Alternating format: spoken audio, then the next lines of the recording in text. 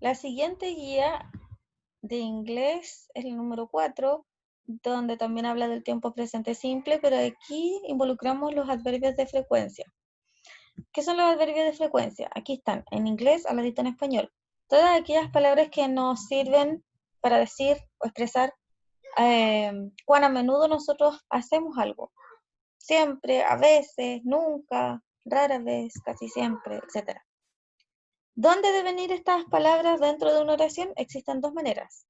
Con los verbos normales que nosotros utilizamos casi siempre, que nos indican acciones como correr, leer, salir, jugar, etc.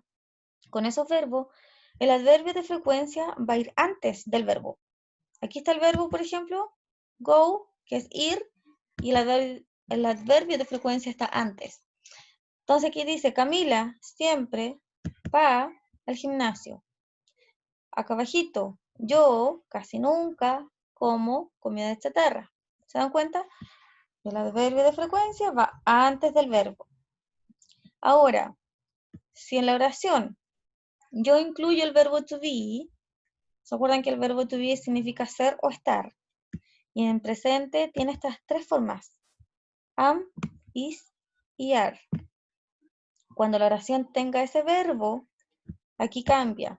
Nosotros no vamos a colocar el adverbio de frecuencia antes, sino que lo vamos a posicionar después del verbo to be. Por ejemplo, aquí dice Carla, tenemos el verbo to be, is, está, y de ahí colocamos el adverbio de frecuencia, que en este caso es siempre, y después dice complemento feliz. ¿Se dan cuenta? Con los otros verbos, el adverbio va a ir antes del verbo. Pero con el verbo to be, el adverbio de frecuencia va a ir después del verbo. ¿Ya? Esas son las dos posiciones. Por lo tanto, aquí me pide completar las oraciones con las palabras que tengo entre paréntesis. Tengo el verbo, tengo el adverbio de frecuencia. Ustedes tienen que ver qué tipo de verbo es para ver dónde va el adverbio. No todas tienen el verbo al principio. Algunas, por ejemplo, en este caso está el adverbio primero, el adverbio de frecuencia, y después viene el verbo. Por lo tanto, ustedes tienen que ir viendo cuál es el verbo y cuál es el adverbio y de acuerdo a eso, colocarlo correctamente. Por ejemplo, la primera dice yo, tenemos el verbo ir y tenemos el adverbio siempre. A la cama a las 11 p.m. ¿A qué hora me voy a la cama? Entonces, yo siempre me voy a la cama o yo me voy a la cama siempre. ¿Dónde va a ir el adverbio en este caso? Tenemos el verbo que es ir, que no es el verbo to be. Si no es el verbo to be, el adverbio va a ir entonces antes del verbo. ¿Ya? Así van haciendo las otras oraciones. En la número 2,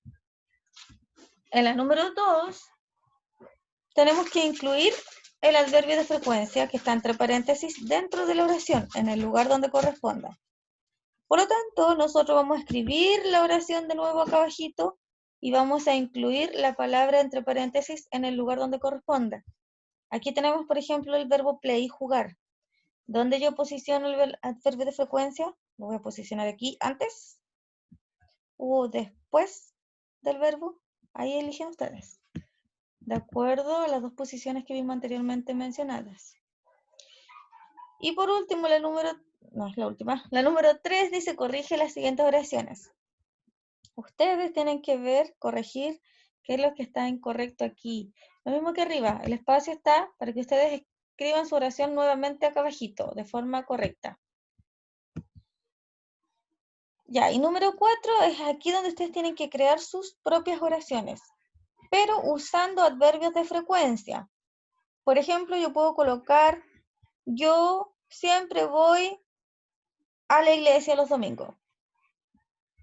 Con ese verbo, el adverbio iría antes del verbo. Yo siempre voy.